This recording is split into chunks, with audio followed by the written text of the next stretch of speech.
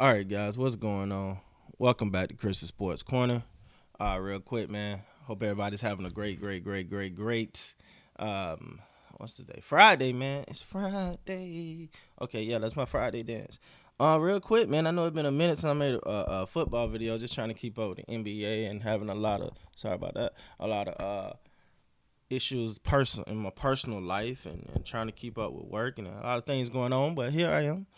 Um, So as we know, the Houston Texans released J.J. Watt. He requested a release. They granted it, and decided to mutually part. I, I know Deshaun Watson probably got his hands up. Like, hey, why can't I get that? I don't know what's going on in Houston, but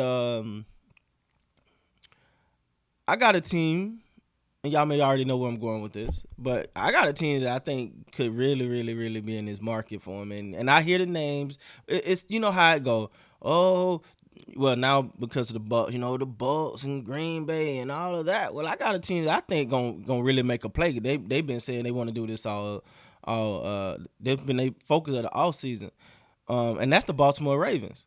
The Baltimore Ravens feel as though they need help at that edge position.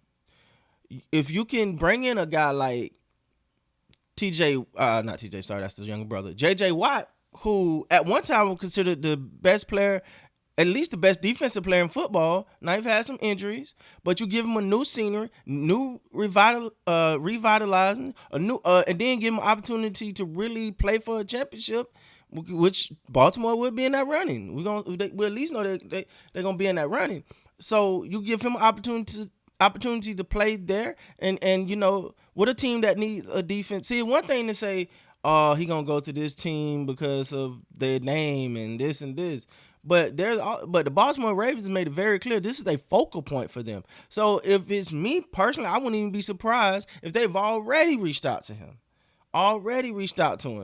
Um, I just think that's a good move. I like the move. I like the thought of, and I know he's not the player he used to be.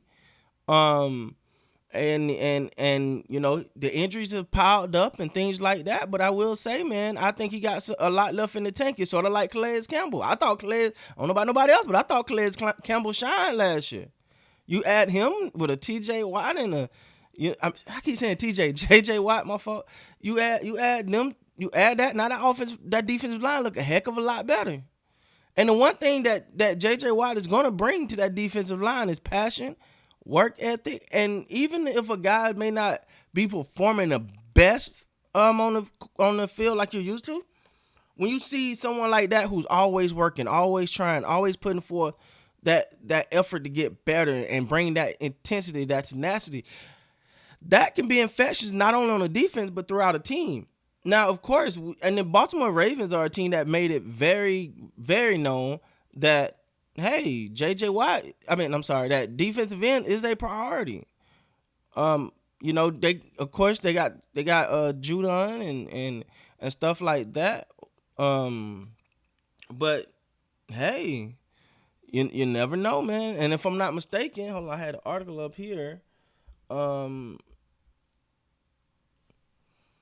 Judon, as well as Ngagwe, I hope I'm saying his name right, are free agents this year. So, and this was from DeCosta himself. He said we see that the draft looked pretty good this year in the terms of outside linebackers and pass rush type guys. There's also some guys in free agency on other teams that would be of interest if we can't bring some of our guys back. And I guarantee at the time of doing this article, J.J. Watt was not on the market. Now it's all about a schematics fit or whatever, but I see I don't think it'll be an issue. Even though he not the guy that he has been for so many years, you can obviously see the passion and the will is there. Like, I mean, this is the guy that won Defensive Player of the Year 3 times. Heck, there were people that say he was the best player in football. Let me say that again. There were people that said he was the best player in football, not just defense, at one point in his career. Now he's had a lot of injuries.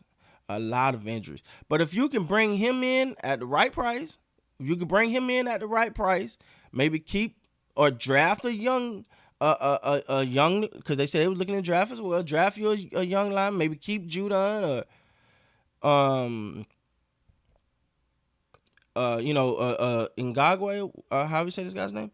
If you can keep them, keep one of them, and bring now, you're not asking Watt to be to play every single down, but now you got some viable options there, some viable rotation pieces to keep the heat on.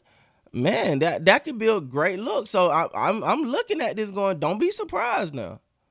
Do not be surprised if he end up in Baltimore, because this is the type of move. Baltimore is a defensive-minded team. I know with the recent years with Lamar Jackson and the hype around the offense, I get it. But the core of the Baltimore Ravens is defense. It's going to always be defense, all right? And, that's why when the lights of a Earl Thomas popped up, boom, boom, they hopped right on it. It didn't work out the way they planned. But it wasn't from them not taking a chance, because they believed in Earl, and they believed what he could do to the what he could do for the defense. Same thing with a J.J. Watt. I don't think it'll end the same way like Earl Thomas did. I highly doubt that, but I do think that this is a play. I do think this is a play that they can make, and a move that they can make that could be really, really impactful. And I get it.